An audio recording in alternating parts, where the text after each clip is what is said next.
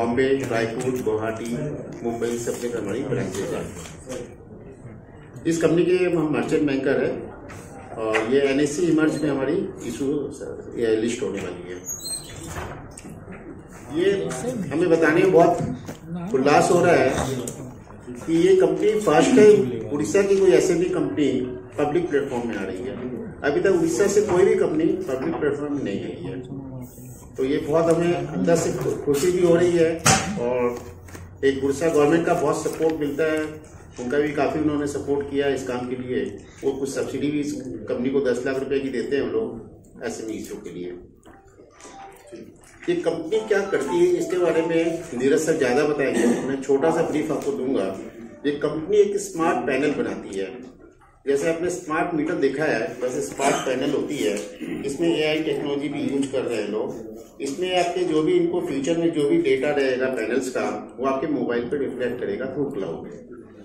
तो ये अपने आप में इनोवेटिव प्रोडक्ट है और ये प्रोडक्ट इंडिया में बहुत कम लोग बनाते हैं। इसके LNT बड़ी जो इंडस्ट्रीज आ रही है सब इसके बायर है और स्नाइडर वगैरह इसके सप्लायर है। इसके रॉ मटेरियल स्नाइडर वगैरह से भी आते हैं इसके। ये कंपनी 2009 में इनकॉर्पोरेट हुई थी as a private limited company.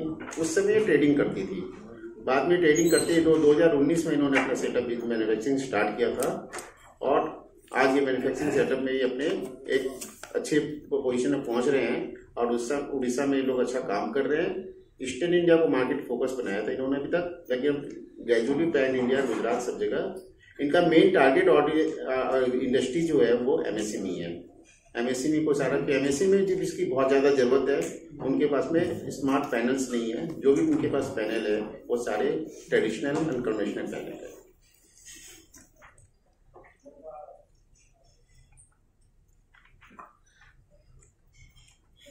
अब क्वेश्चन आता है कि ये कंपनी IPO का पैसा क्या करेगी, क्यों IPO में आना चाह रही है। छोटी कंपनी है, बहुत बड़ी इशू की साइज नहीं है, 18.08 करोड़ की इशू की साइज है। ये क्यों है? तो इसके पैसे है कि ये पैसे से हमारी वर्किंग कैपिटल की रिक्वायरमेंट कुछ फुलफिल होती है। कंपनी का जो टर्नओवर आज हमारा है उसको हम मेनीफोल्ड हम बढ़ा सके, ये हमारा टारगेट है। और AI टेक्नोलॉजी को जो हमने यूज किया है उसको, अब जैसे इन्होंने नेक्स्ट टारगेट लिया है कि नेक्स्ट से अफ्रीका में ये मार्केट करेंगे इसका। इनके काफी कनेक्ट्स है, बीटेक है, ये उनकी काफी फ्रेंड्स अफ्रीका में है, तो उसके हिसाब से मार्केटिंग में इन्होंने स्टार्ट की है और अच्छा रिस्पॉन्स मिल रहा है। गवर्नमेंट ऑफ इंडिया का भी इसमें रिस्पॉन्स मिल रहा है, पॉजिटिव पुश मिल रहा है कि अफ्रीका में माल ये जाए। और गुजरात में इंडिया के अदर प्रांत में भी ये जाने की सोच रहे हैं, उसके लिए मार्केटिंग ये स्टार्ट कर रहे हैं।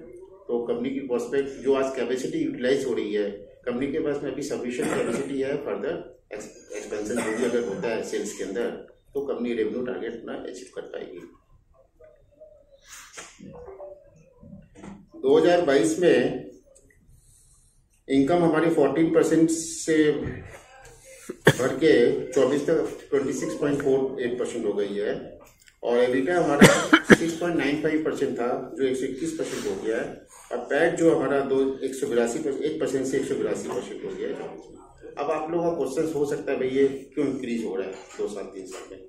पहले हम बहुत ट्रेडिशनल वे में सारे काम करते थे, अब इन्होंने पूरे प्लांट को ऑटोमेशन किया है, AI टेक्नोलॉजी को यूज किया है, इनोवेटिव आइडिया उसके अंदर डाली है, कॉस्ट कर्टेल किया है, उसको ये बहुत बड़ा बेनिफिट मिल रहा है। और जितना इंक्रीज हमारा टर्नओवर होता है, हमारी फिक्स कॉस्ट उतनी कम होती जाती है तो कंपनी को फायदा देता है। शुरू में जब कंपनी स्टार्ट है बहुत सारे फीलिंग प्रॉब्लम्स होती है, कॉस्ट सारी बर्डन आ जाती है, कॉस्ट को सब हमने अवॉइड करके अब कंपनी अच्छी पोजीशन में जा रही है। आने वाले समय में हमें होप है कि हमारा प्रॉफिटिविटी और बेटर जाएगा, टर्नओवर हमारा बेटर जाएगा। कंपनी में टोटल जो है अभी 18 करोड़ की इशू अभी हम लोग लेके आ रहे हैं 18.08 की। उसका 7 करोड़ का फंड वर्किंग कैपिटल के लिए यूटिलाइज किया जाएगा। 4 करोड़ का कोई हाई डेट है उसको NBFC का वो रिपेमेंट किया जाएगा। 3.5 करोड़ रुपया इसमें जो है आपका जनरल कॉर्पोरेट पर्पज के लिए रिजर्व किया हुआ है और कुछ इशू एक्सपेंडिचर इसके अंदर रखा हुआ है।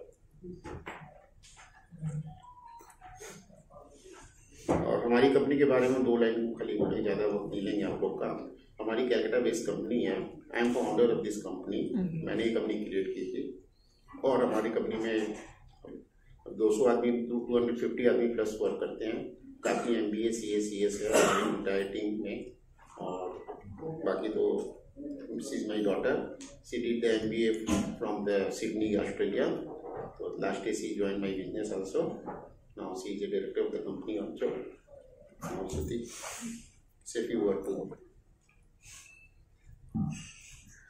हेलो एवरीवन, मेरा नाम श्रुति भरोटिया है। मैंने अपना MBA सिडनी से किया है in banking and finance and last कुछ साल जॉब एक्सपीरियंस के बाद मैंने लास्ट ईयर पापा के साथ ज्वाइन किया।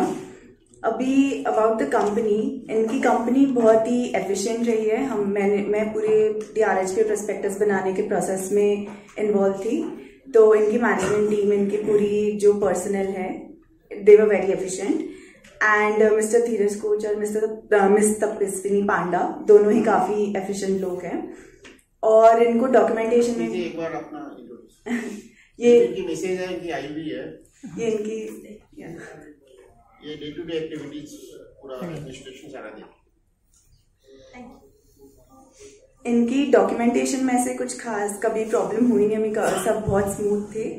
और ऑल इन ऑल कंपनी के प्रोस्पेक्ट्स, फ्यूचर प्रोस्पेक्ट्स अच्छे हैं। So happy investing. Thank you. Thank you Shruti. Now I invite Mr. Dheeraj Kochhar, MD and CEO of the company. आप हॉर्सेस माउथ से सारी बातें सुनिए, that will be better for you. and ये अपनी कंपनी के बारे में कैसे डेवलपमेंट आ रहा हूँ अभी, but it will be done. What are your future plans about Gujarat? Gujarat में SMB पे फोकस करना हमारा है with that FMS platform. One of your objects is to reduce your debt. Right, sir. How much debt will be reduced and how much interest saving? देखिए NBFC में जो interest है around 14-15% रहती है, तो we want to reduce those debts and debts we are balancing. Actually हम पूरा debt नहीं क्लोज कर रहे हैं, they are some good debts also, तो वी विल ओनली मैंने जो बैड डेट्स है उसको क्लोज कर रहे हैं। Post IPO, your equity capital will be increased to 4.89 crores. Don't you think that it will take longer gestation to migrate the name for IPO?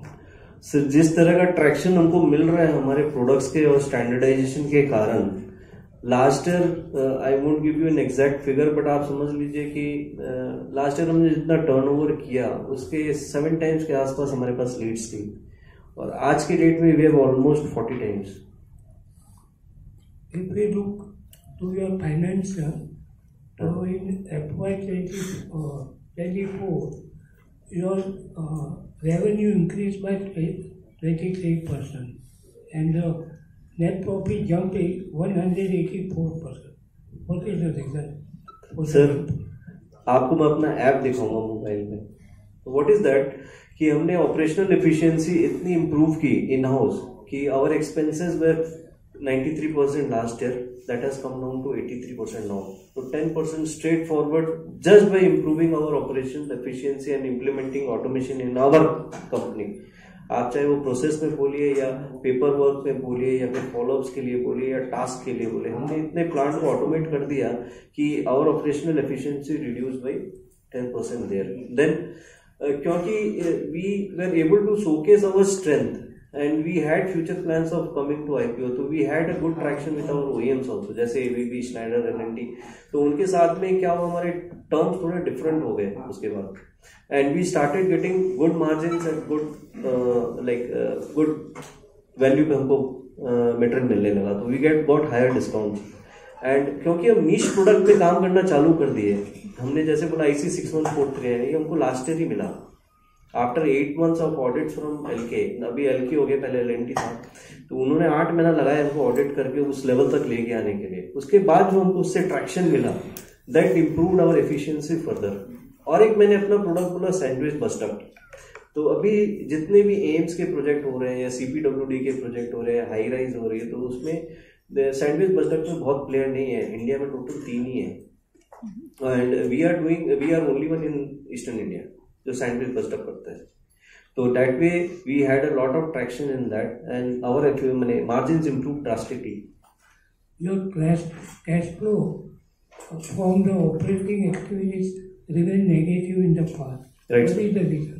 Reason is sir, हमने prototyping पे बहुत काम किया, हमने R&D पे बहुत हमारे एक्सपेंसेस हुआ, और लाइसेंसिंग कॉस्ट भी हमको देना पड़ा. तो all those let this all tangible non tangible expenses were the main reason sir.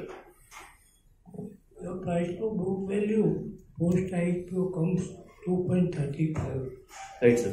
and the PE comes around, I think, 17.59. How do you justify PE price? Right sir. Sir आप इस पे क्या जानना चाहेंगे sir? How do you justify your premium price? Sir, pre-IPO, P is 12 only, and post-IPO, what you're telling, this is the post-IPO. So pre-IPO is 12 and post-IPO is 17 point whatever is there. And we are diluting 30, हम लोग 33% dilute कर रहे हैं company, और हम ज़्यादा dilute इसलिए नहीं कर रहे हैं कि हमें ज़्यादा पैसे ज़्यादा है, कि हमारी ये है कि मार्केट में ज़्यादा शेयर जाए, इन्वेस्टर भी इससे पैसे कमाए, और हम फ्यूचर में ग्रोथ करके और आगे कंपनी को लेके जाएं.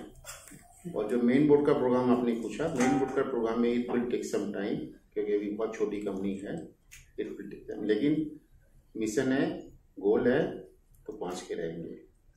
राइट. Okay, thank you.